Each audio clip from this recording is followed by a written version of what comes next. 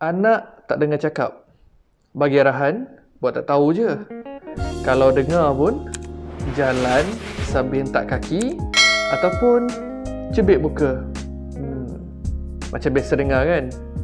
Siapa ibu bapa kat sini yang ada masalah bila dia bagi arahan pada anak-anak, anak-anak tak nak dengar? Jom, saya sharekan satu skill yang sangat simple tapi padu supaya bila kita bagi arahan pada anak-anak, anak-anak dapat mendengar dan melaksanakan arahan itu dengan gembira dan rela. Tak tahu? Ibu bapa sangat sinonim dengan memberi arahan, betul tak? Antara contoh arahan yang biasa kita berikan adalah macam ni. Kalau nak suruh pergi mandi, okay? Alo, pergi mandi sekarang. Kalau nak suruh solat, Angah, solat now, solat. Kalau nak suruh basuh pinggan, adik, basuhlah pinggan lepas makan. Kan tu pinggan adik. Betul tak? Macam mana reaksi anak-anak kita? Ada yang masam muka, ada yang tarik nafas dalam panjang, lepas pun panjang juga. Kan?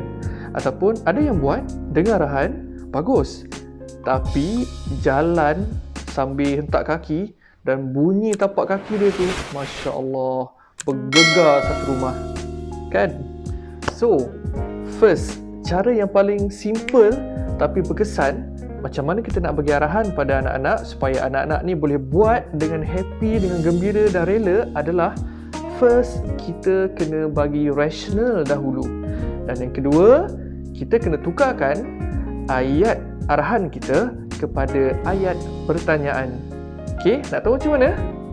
Contoh yang saya boleh bagi kalau kita nak suruh anak-anak mandi. Okey, maybe macam ni. Allah suka kan siapa yang wangi? Dalam syurga kan, semua orang dalam tu semua wangi-wangi. Dan syaitan suka sangat dekat orang yang busuk dan kotor. So anak-anak, siapa nak mandi dulu? Siapa nak jadi wangi?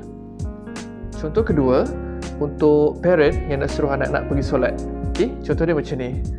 Allah, dia akan buat satu rumah yang besar kan untuk siapa yang jaga solat. Nanti kalau dah ada rumah tu dekat syurga, bolehlah kita duduk sama-sama kan? So, anak-anak Abah, siapa yang nak solat sama-sama dengan Abah? Dapat something tak?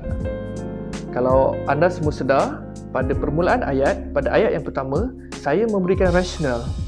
Dan pada ayat yang kedua, saya memberikan arahan, tapi saya menukarkan ayat arahan itu kepada ayat pertanyaan.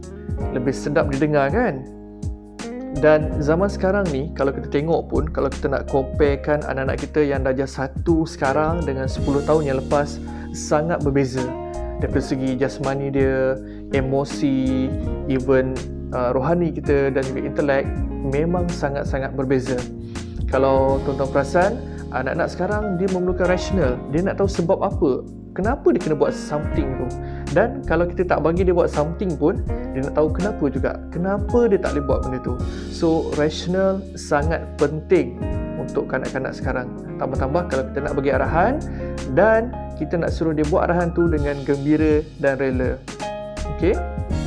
So, tunggu apa lagi? Jom kita praktikkan sekarang.